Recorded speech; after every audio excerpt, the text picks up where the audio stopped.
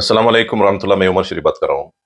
कल मुझे एक मैसेज मिला, उसमें बताकर है हम प्रोटेस्ट करने के वास्ते वक्फ बोर्ड के जो बिल आया उसके खिलाफ प्रोटेस्ट करने के वास्ते रात के 9 बजे से 9:30 बजे तक, यानी फ्रॉम 9 o'clock to 9:30 हम लोग जो है पूरे के पूरे इलेक्ट्रिसिटी को बंद कर लेना, यानी लैंप्स और लाइट्स हर चीज को बंद कर लेना और अंधेरे में रहना चाहिए करके एक मैसेज मुझे मिला।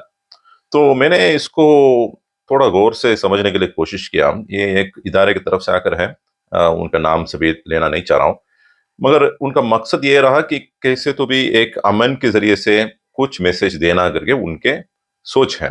मैं उनसे एक सवाल करना चाह रहा हूँ। 9 बजे और 9:30 के दरमियान, यानी 9 to 9:30 जो है, अक्सर लोग सोने का वक्त है। तो जब हम ऑफ करेंगे उसका मतलब क्या निकलेगा? हाँ जी, अभी सोने का वक्त है, ऑफ कर लिए। अगर ऑन करेंगे 9:30 को तो ये समझेंगे ठीक है, अभी जो है लाइट ऑन किया है, उसमें क्या भी ज्यादातर इफेक्ट नहीं होता। ये एक चीज, फर्स्ट चीज जो है उसमें ज्यादातर इफेक्ट नहीं होता। सेकंड जो चीज है, ये अमल अगर इफेक्टिव रहा तो इफेक्टिव भी करने का अगर आपके मकसद है, अगर मुसलमान चंद इलाकों में मुसलमान बहुत कम रहते हैं तो वहां पर जो है आरएसएस किस्म के लोग ज्यादा रहेंगे। तो वहां पर अगर मुसलमान जो है अपने आप को अलग करके दिखाते हैं तो उसके लिए क्या है, एक पोलराइजेशन का माहौल पैदा होता है। पोलराइजेशन का माहौल वो बताएंगे कि मुसलमान अलग और गैर मुसलमान अलग करके एक लोकेलिटी के अंदर, एक समाज के अंदर वैसे एक फीलिंग आना शुरू हो जाता है। उसका फायदा जो है पूरे के पूरे भाजपा सरकार इस्तेमाल करेंगे। तो जहां पर भी मुसलमान रोड में उतरेंगे और उसका फायदा जो है भाजपा सरकार उसका फायदा उठाएंगे, क्योंकि पोलराइजेशन ऑफ वोट्स होगा।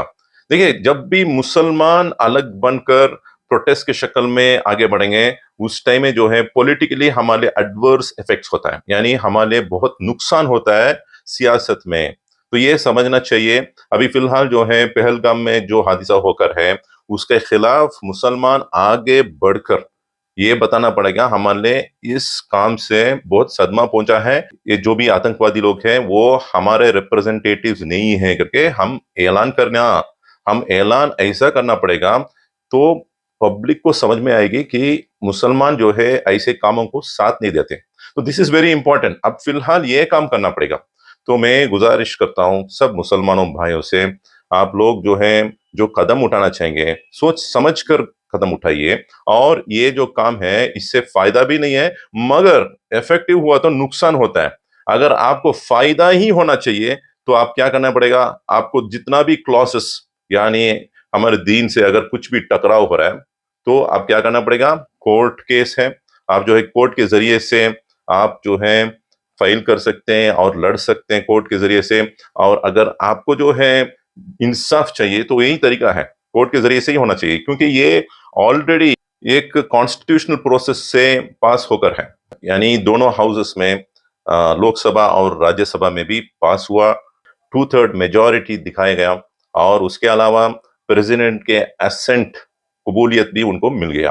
तो उसकी वजह से ये लॉ होकर है। अगर इसको रद्द करना है या इसमें जो भी चंद क्लॉजेस को रद्द करना है वो जुडिशियरी के जरिए से होना पड़ेगा, वो कोर्ट के जरिए से होना पड़ेगा, यानी सुप्रीम कोर्ट के जरिए से ही होना पड़ेगा। तो आप जिस अंदाज में आप उसको पेश करेंगे उसी अंदाज में आपको फायदा भी नजर आएगा। तो इंशाल्लाह वो काम कीजिए। इंशाल्लाह ये रोड में उतरना और कुछ हंगामा करना या कुछ भी प्रोटेस्ट करना वो हमारे फायदा मंद नहीं होता है। अगर इससे डिबेट करना चाहेंगे तो इंशाअल्लाह ताला डिबेट भी कीजिए। कौम के अंदर डिस्कशन होना जरूरी है, क्योंकि कोई भी अमल आप करने से हमको भी इफेक्ट होता है, कोई भी अमल हम करने से आपको भी इफेक्ट होता है। तो सब लोग मिलकर अगर हम कुछ फायदा मंद डिसीजन लेंगे तो सब लोग उस पर अमल करेंगे।